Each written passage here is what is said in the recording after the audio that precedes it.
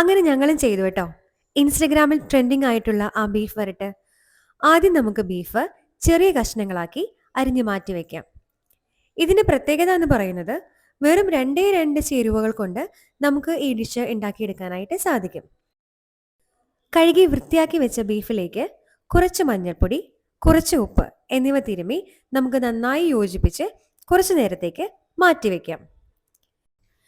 നമുക്കിനി ഇതിലേക്ക് ആവശ്യമായ ചുവന്നുള്ളിയും വറ്റൽമുളകും ഈ സമയം കൊണ്ട് നന്നാക്കിയെടുക്കാം. നമുക്ക് ഇതിലേക്ക് വേണ്ടത് പൊടിച്ച വറ്റൽമുളകാണ്. അതില്ലാത്തതുകൊണ്ട് നമുക്ക് ജസ്റ്റ് ഒന്ന് മിക്സിയിലിട്ട് പൊടിച്ചെടുക്കാം. ഇനി നമുക്ക് സ്റ്റൗ കത്തിച്ച് കുക്കറിലേക്ക് 3 ടേബിൾ സ്പൂൺ വെളിച്ചെണ്ണ ആഡ് ചെയ്യുക.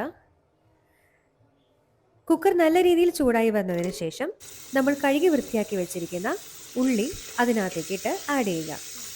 ഇത് നല്ല രീതിയിൽ ഒന്ന് ഇളക്കി കൊടുക്കാം. ഉള്ളി നല്ല രീതിയിൽ വഴറ്റി വരുന്നതിന് ശേഷം നമ്മൾ പൊടിച്ചു വെച്ചിരിക്കുന്ന വറ്റൽമുളക് ഇതിലേക്ക് ആഡ് ചെയ്യുക. ഇതും നല്ല രീതിയിൽ ഇളക്കി യോജിപ്പിക്കുക. ഇളക്കി യോജിപ്പിച്ചതിന് ശേഷം നമ്മൾ കഴുകി വൃത്തിയാക്കി വെച്ചിരിക്കുന്ന ബീഫ് ഇതിലേക്ക് ആഡ് ചെയ്യുക.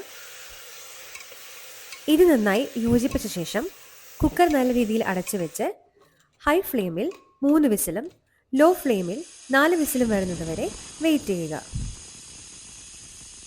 ഇനിയൊരു നോൺ സ്റ്റിക്ക് പാൻ അടുപ്പത്തേക്ക് വെച്ചതിന് ശേഷം നമുക്ക് അതിലേക്ക് കുറച്ച് വെളിച്ചെണ്ണ ആഡ് ചെയ്യാം.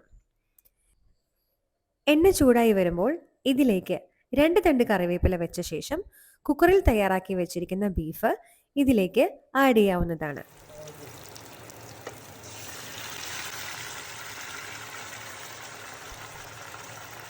ഇനി ഇതിൻ്റെ ചാറ് വറ്റിച്ചെടുത്താൽ ഇൻസ്റ്റഗ്രാമിൽ ട്രെൻഡിങ് ആയിട്ടുള്ള ആ ബീഫ് റോസ്റ്റ് റെഡിയായി.